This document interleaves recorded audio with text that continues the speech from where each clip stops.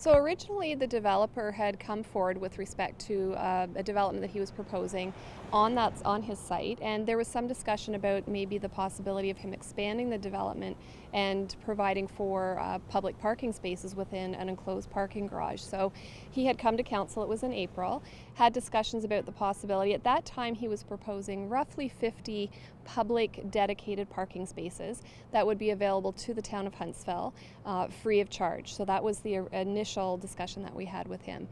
Through discussions with abutting property owners and some issues that he had with regard to the development, the initial proposal had to change slightly.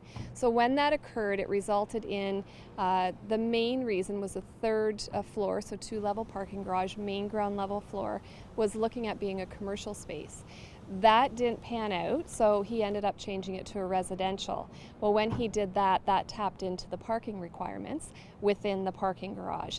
So after it was all said and done, it looked like there would only be approximately 15 parking spaces that would actually be available for the public. So in discussions with him and with the additional costs that were coming along with the changes to his development, we both decided it was really not in the best interest of the developer or the town of Huntsville to move forward.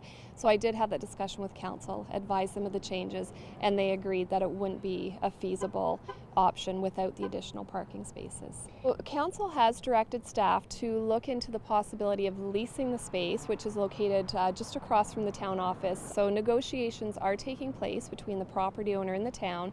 We anticipate there will be a proposal that will come back to council in the September committee cycle. So the lot currently is composed of 4 lots. And for those who will remember, we did utilize it for a short time for a public parking space. We had an agreement with the owner at that time. So those are still in discussions, and we hope to report back to council shortly.